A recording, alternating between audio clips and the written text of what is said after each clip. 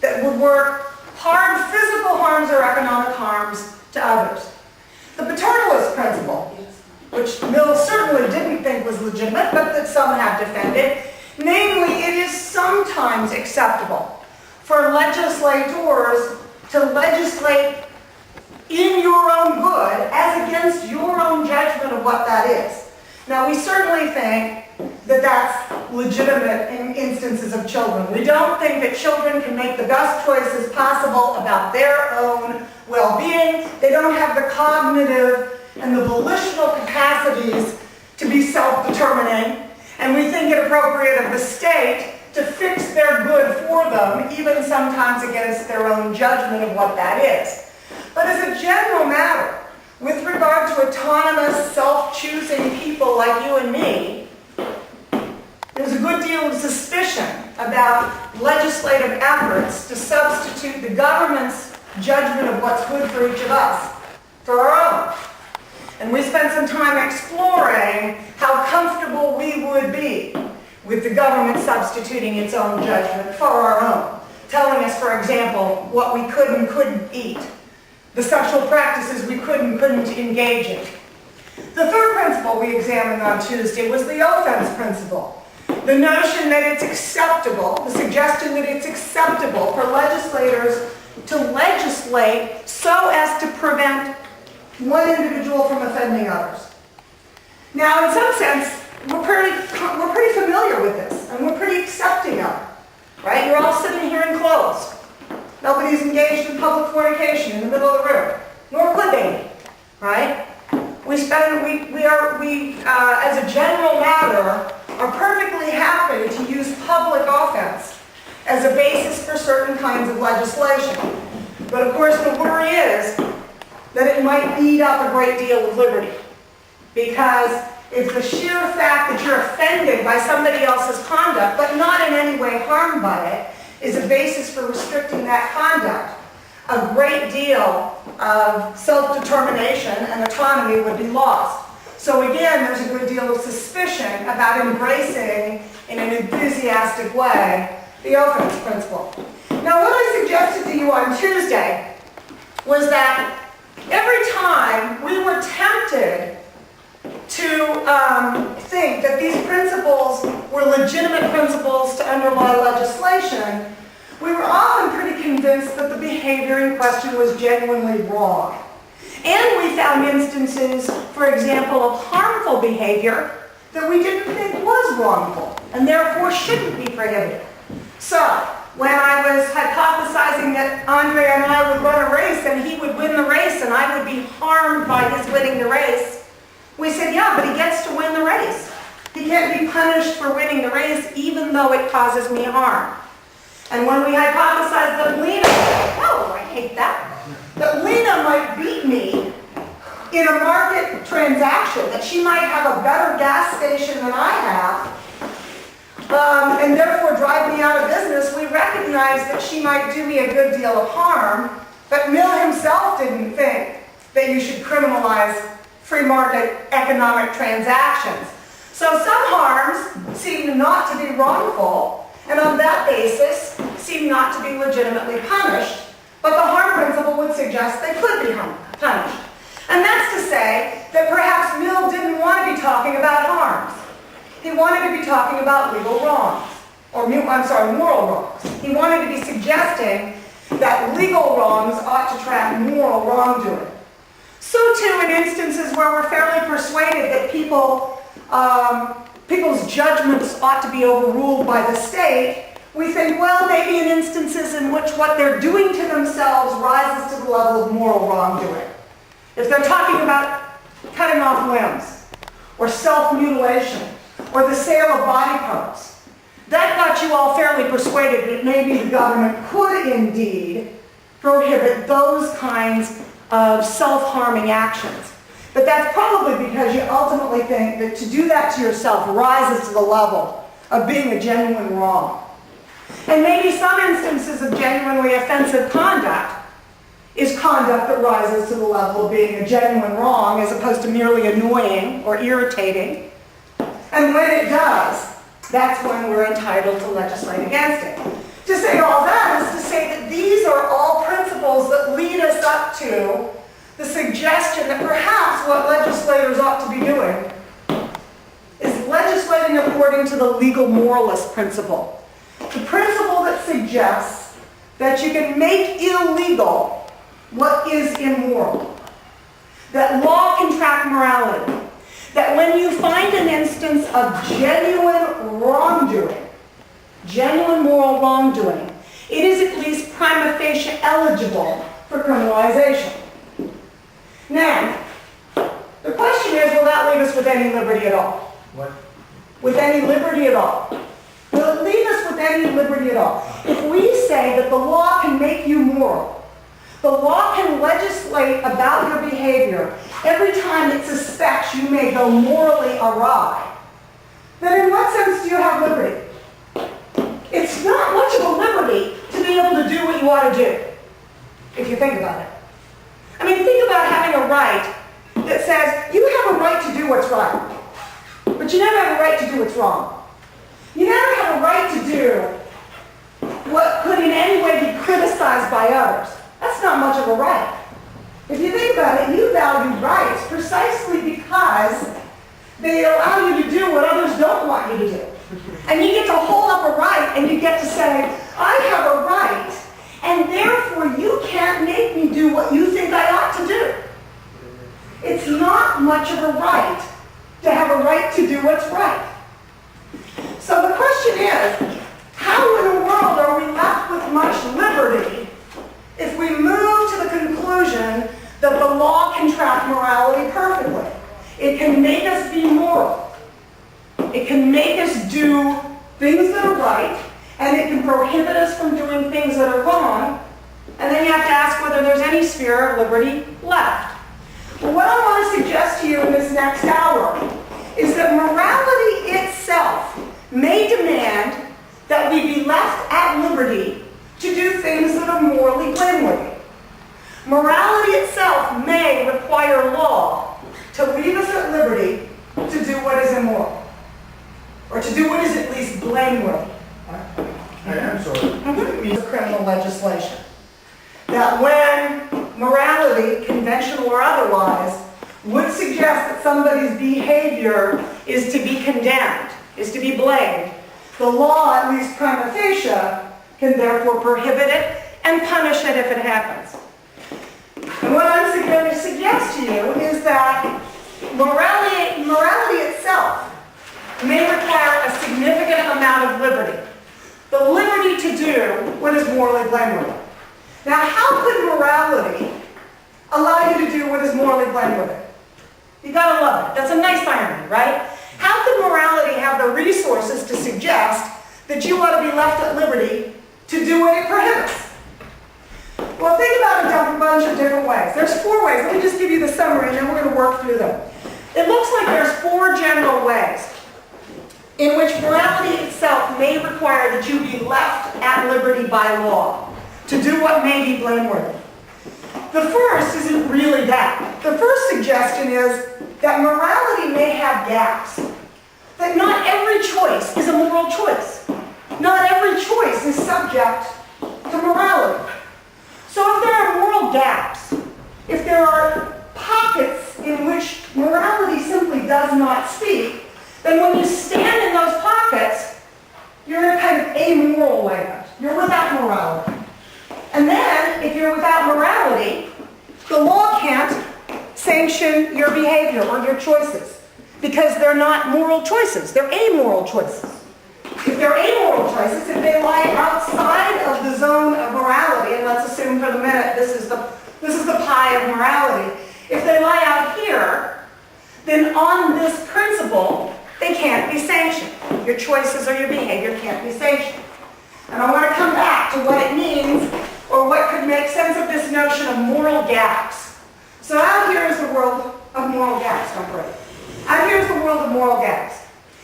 It may be, though, second category, that sometimes institutions have gaps, that there are institutional gaps. Namely, it may be that some behavior is genuinely immoral, or for that matter, genuinely moral, but our institutions can't decide. They're incapable or incompetent of making the moral judgment, for reasons we'll talk about. If our legislators are morally incompetent in some circumstances, then they are morally unable to assess and prevent our behavior. So if there's an arena in which our institutions are morally incompetent, they better leave us at liberty. They're not competent to judge, they're not competent to sanction, so we therefore derive liberty from their incompetence or inability. Third category. It may be that there are some acts that are blameworthy, but that morality nevertheless gives us permissions to do. Morality itself may give us permissions to act in a blameworthy way. So think about abuses of rights. And go back to what I suggested earlier. What it means to have a right is to be able to abuse it. What it means to be able to have the freedom of speech is to be able to say racist things. We can properly blame you if you say racist things, but you might think it's within your right to do so. That morality gives you the right to do what we nevertheless can blame you for doing. Because if you have a right, you can abuse the right, but what it means to abuse a right is for us to be able to blame you, right? So here's a category of permissions to do blameworthy deeds.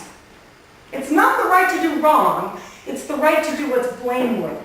And we're going to make that distinction in a minute. Third category, or fourth category really. Some activities may be just flat out obviously wrongful. A violation of duty.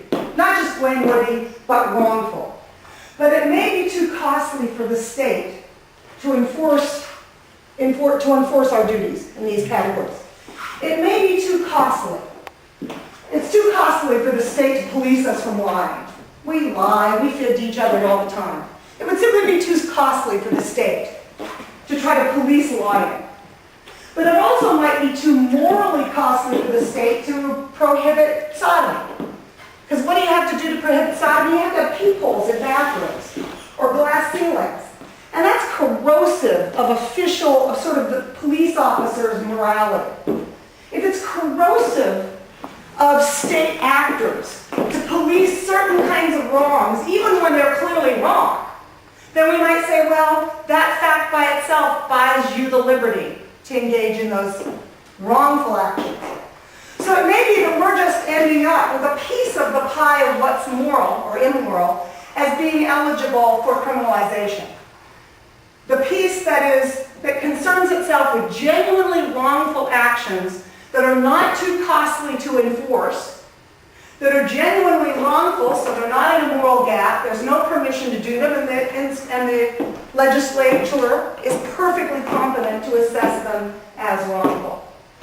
And if what I'm suggesting to you is true, you may have an awful lot of liberty left to you, even under the principle of legal moralism. Even under the principle that law should track morality. If morality gives you reasons for law to stay its hand in all of these other domains, then it may be that you've got lots of liberty left, even consistent with legal moralism. Okay, let's take these slowly.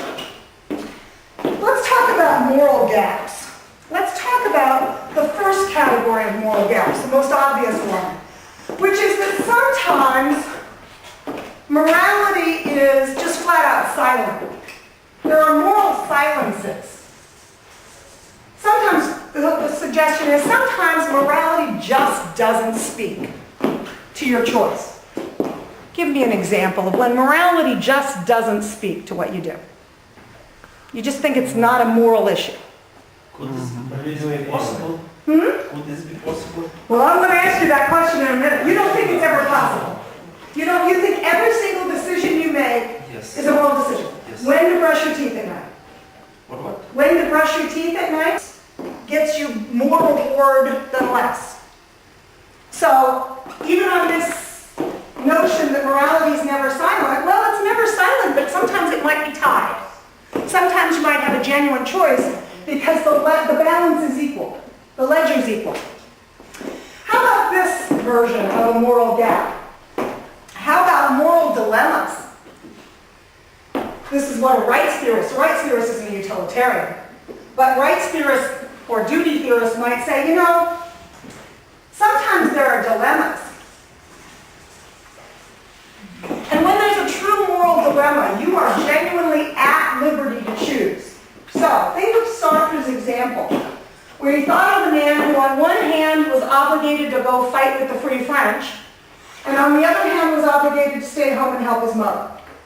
Fight with the Free French, help my mother. Fight with the Free French, help my mother. A genuine moral dilemma created by opposing obligations of equal weight. The suggestion is you're at liberty to choose. You're truly free. This is Sartre, right? After all, you just found freedom in a moral dilemma. You get to choose, and nobody can criticize your choice. In some sense, each choice is equally evil. Each choice is equally bad. So choose a way, right? At moral liberty to choose. Oh, I think there's That would drive moral decision making. So there are plenty of people who resist that there are ever moral dilemmas. You're never in a moral dilemma that would just allow free choice. Every dilemma that looks like a dilemma is a false dilemma because, in fact, as lots of people say, there are interlocking exceptions to every obligation. Where one obligation ends, another begins. You never get conflict, you get interlocking exceptions. If you think that the obligation to fight with the Free French trumps or interlocks with the obligation to care for your sick mother, then you're released from one as the other gains traction, or vice versa. Dworkin, you're right, thinks that there are no true moral dilemmas. You just have to sort out which has the interlocking exception with the other. But some people genuinely believe that you can have a conflict of equally weighty obligations. These are the tragedies in life. When you have to decide whether to, keep your kidney because you have 8 children and you need to stay healthy to feed and protect them, as opposed to give a kidney to your dying brother. That there are genuine, tragic conflicts of obligation. If you believe there are genuine dilemmas, then you might find liberty here, because you might find choice resides. Free and imputable choice resides within moral dilemmas. It's probably not a lot of liberty, because there probably aren't a lot of moral dilemmas. But we're trying to unpack what it means for morality not to speak to a choice at all. Because it's silent, because morality is actually tied, so there's no choice that's worse than another, because there's a genuine dilemma, and the only way to resolve it is through free choice. Let me give you one more, and then we'll move on to other categories. Some people think that some goods are incommensurable. That there are incommensurable goods. That you can't compare their value. The value of knowledge simply can't be compared to the value of recreation, or the value of family, or the value of a spiritual life. And therefore, you can choose between these goods in a way that morality cannot comment on. Because they're literally incommensurable. It's apples and oranges. There's no metric that allows us to say knowledge is more valuable than family, which is more valuable than recreation, which is more valuable than spirituality. You get to author your life according to the values that you elevate above the others, because there's no metric of comparison that lets us rank order these for all. Do you believe in incommensurable goods? Do you believe that these things are not comparable? You do. Recreation, being an athlete is of equal value to being a nun. no, they are not equal. So in comparison, so this word means that they cannot be compared. Cannot be compared. Yes. There's no common metric Yes. that would allow us to assign values to them and therefore say, what the nun has chosen to do with her life is more valuable than what the athlete has chosen to do with his life. Or the scholar has chosen to do with her life. So what the judge is supposed to do when he has to compare them? He has to make a decision? You just get to choose. So choose, you have to compare, and then we're not probably, well, my position is it's not really uncommensurable, it's just hardly comparable. Good, because this is like Gladber's point that there are many people who don't believe in moral dilemmas. There are also people who don't believe that goods are incommensurable. They're just hard to compare, but somewhere there's a metric, because somewhere somebody has to be saying to themselves, you know, I just think it's more important to be a law professor than to be a bus driver. Do you think that? Or do you think it's just to realize your particular innate talents and interests that make right the choice to be a legal scholar as opposed to an athlete? City and prison. What makes right your choice to be a legal scholar, a law professor? Is it that being a law professor is the most valuable thing you can imagine doing? Or is it just that being a law professor happens to take advantage of just innate skills and interests and traits, but it's not that it's more important than being an athlete or a nun or a librarian? It depends on life situation. Or you're in the group of a morality that bestows value on both activities, but without them having any common metric that allows you to say one is more moral than the other. And notice if you think that there are a lot of incommensurable goods in life to pursue, that gives you an enormous amount of liberty to say, I'm going to craft my life as a scholar, or I'm going to craft my life as an athlete. I'm going to craft my life as an activist, a person of action, as opposed to a thinking person, right? A lot of our career choices, a lot of the choices of the activities we engage in on a daily basis look like they're justified as being good, but if the goods that we use to justify them with are incommensurable, you may find a lot of liberty lies in incommensurability, if you believe it. But it's a tricky concept to unpack. All right, think about one more. I can't resist. Let me give you one more.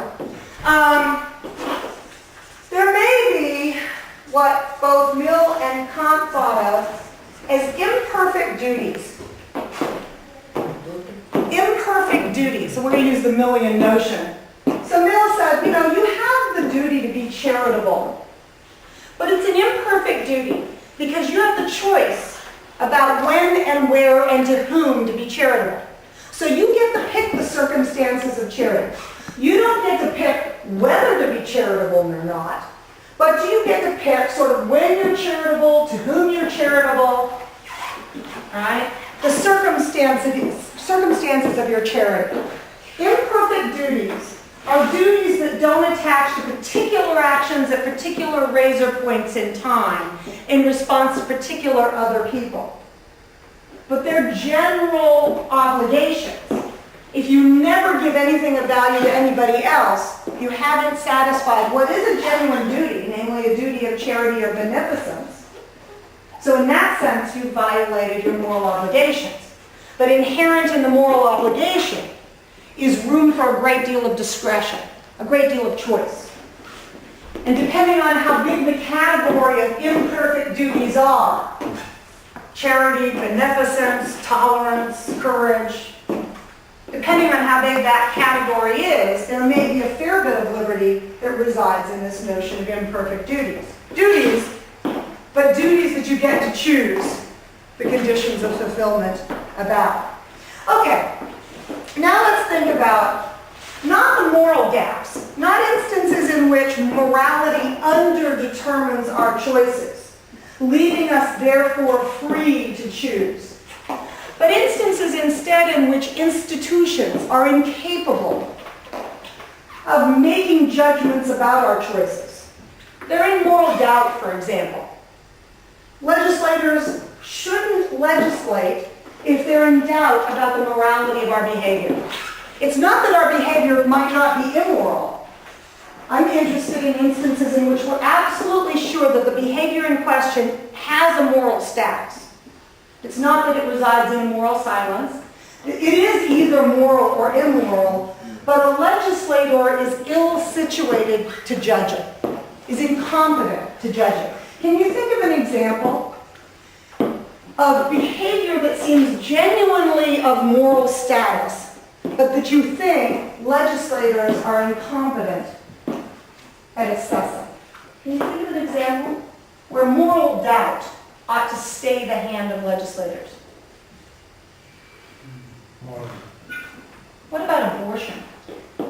If you think that abortion, this is where you were the other day, if you think that abortion turns on the question of when life begins, or when the ability of the baby to live outside of the mother begins, that's a scientific question, right? When life begins is a scientific question, and yet the science is pretty undeveloped still. And so you might think, well, this is a good example in which legislators are in doubt about the scientific fact, in part because scientists are in doubt about that fact, and their doubt ought to stay their hand, right? Until they can know with a good deal of certainty when life begins, they ought to, now of course the problem is which? They ought to protect the potential life and be pro-life, or they ought to protect liberty and be pro-liberty. The argument here is when institutions suffer from a certain kind of incompetence, when they're not able to assess the moral fact of the matter, they ought to, as a matter of default, leave people at liberty. That would be the suggestion. But in the country there are too many abortions. Then the legislator have, even in the situation of the doubt, the legislator has to prohibit such actions.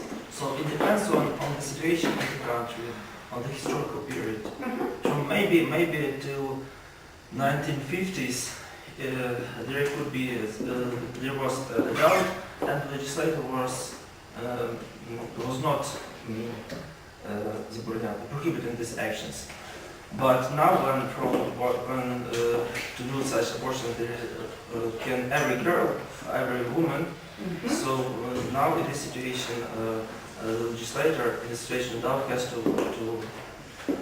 There's no question that morality itself will make history and present circumstances relevant, right? History will be relevant, present circumstances will be relevant.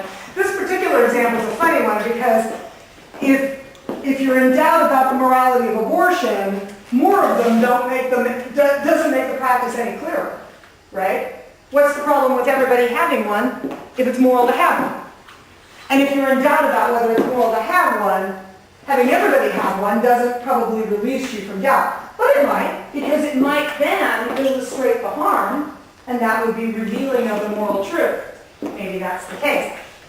That may not be your favorite example. You may have other good examples of moral questions that you hope the legislature doesn't resolve too quickly because you don't think the legislature is well situated to make the moral call, to resolve the moral question. What's a good example? Cloning of people. Cloning of people, that's a great one. Yeah, sort of bioengineering of people. Heck, even of foods. You know, it's not obvious to me that the American government is being cautious enough in permitting bioengineered foods, let alone cloning of people. When you think that you just don't have enough information about a practice to make a conscientious and well-informed moral judgment about the practice, then you might think that the right answer is to defer to liberty and leave people at liberty to experiment until the moral fact of the matter becomes clear. Of course, as I said, it might take you the other way. If what's at stake is life and safety, you might think that the default position actually is against liberty. So it's not obvious that you get liberty out of institutional gaps, but what you'd hope is that before a legislature moves in to legislate on the basis that behavior is deemed immoral, you hope that it's awfully confident about its moral judgment, because otherwise, maybe it ought not to move at all. Now think about this incredibly interesting category. We've moved from the arena in which morality is thought to be in some sense silent, gappy, into the arena in which we're pretty confident confident, let's suppose, that the behavior in question is blameworthy. And my next suggestion is, maybe in some instances of blameworthy behavior, morality nevertheless permits you to act in a blameworthy way. So, you buy a Rembrandt only to destroy it. Or you paint your house shocking pink in a neighborhood that definitely does not appreciate that. Or you stand on a soapbox and you say disgustingly racist things. Are you permitted to do these things? Morally permitted to do these things? It depends on the harm. If there is social harm, then there is immoral. But if there is no social harm, it's moral. Well, I My mean, position. you know, people might be offended. They're offended at your shocking pink house, but it's your house.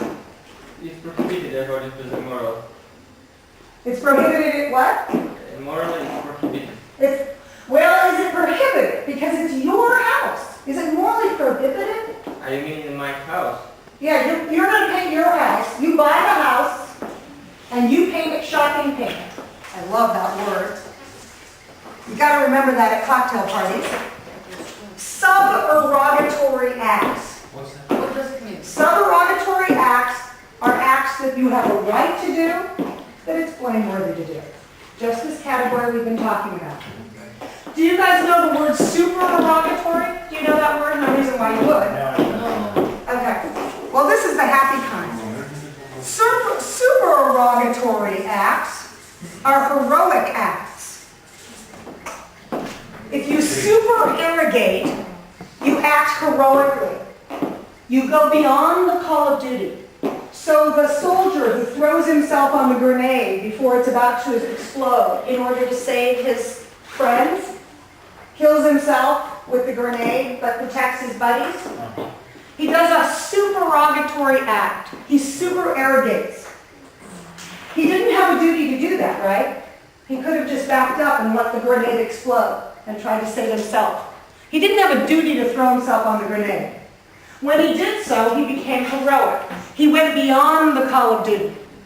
That's to supererogate. To suberogate is to act within your rights, but to do so in a way that we can blame.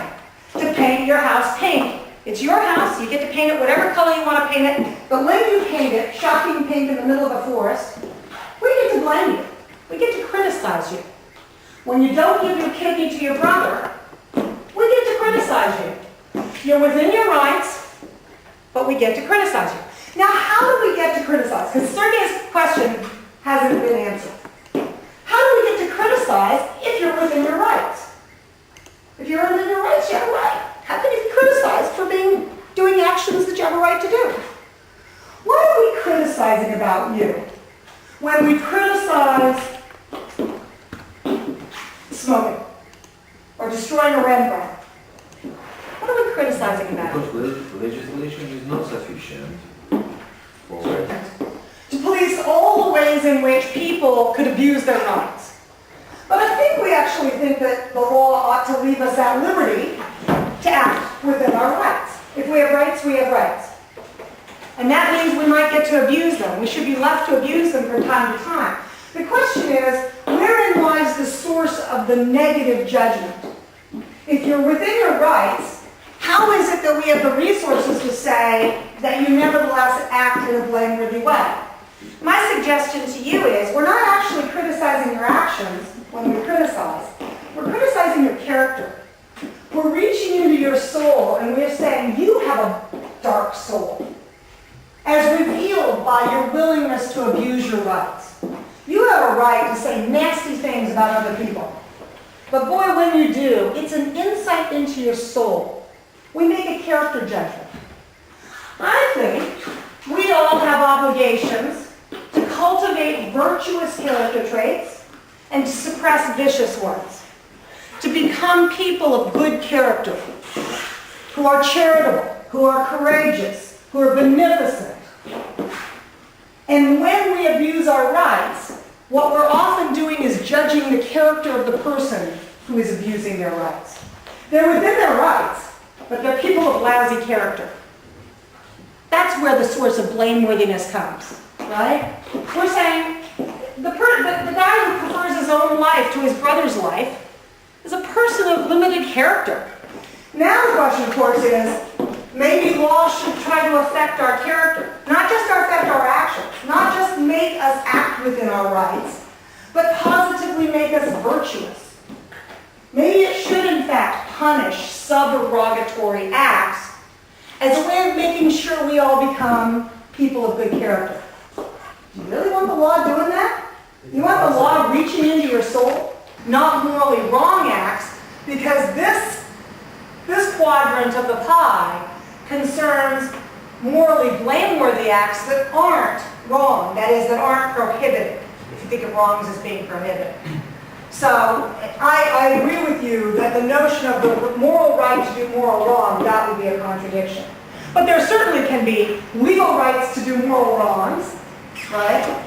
And my suggestion to you is there may be moral rights to do morally blameworthy deeds that the law ought to respect under the principle of legal moralism.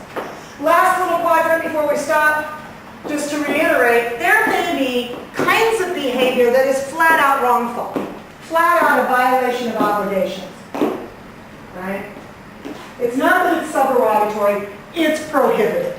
It's morally wrongful, everybody knows it. The legislature is perfectly capable of declaring these things to be wrong. They're not in doubt. But nevertheless, we ought to be left at liberty to do them because the costs of prohibiting and policing them would be too great. In some instances, the wrongs are just too trivial and the costs of surveillance would be too great, like lying and gossiping and defaming people. Leave it to tort law, but don't bring in the state. In other instances, as I said, you might just think that it's corruptive of the character of legal officials to be looking in peepholes to find whether people are engaging in homosexual activity within a bathroom stall, or looking in glass, having glass ceilings in public places. You might just think it's corruptive of the liberal state and the officials within it to go after certain kinds of behavior, even if you think that behavior is clearly wrongful. And if that's the case, you're going to pick up liberty here too. In the end then, even under a principle of legal moralism that says the law can criminalize, at least prima facie can criminalize everything that is immoral, that is a violation of moral obligation, it may be you're left with an awful lot of liberty. And only some acts ultimately are eligible for criminalization. There are lots of acts that you have to be left at liberty to do. Acts to which morality doesn't speak, or acts to which morality does speak, but in a way that still gives you moral reasons to be left at liberty from the law. So accepting legal moralism as a principle of criminalization doesn't necessarily entitle the state to reach into your life and make right decisions for you at every turn. It isn't that kind of a license. And that wraps up our discussion of the derived right to liberty.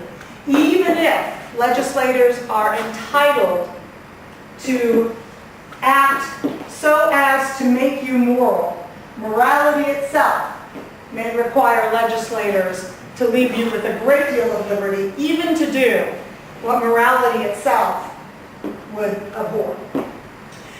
So thank you all. That brings me to the end of my contributions to this class. Michael Moore will be back tomorrow to wrap up this whole discussion. It's been a great pleasure to see a bunch of people I've known from past years, and a very great pleasure to get to meet new people who I'm delighted to meet and I'd love to see in the future. So thank you all so much for having us and for having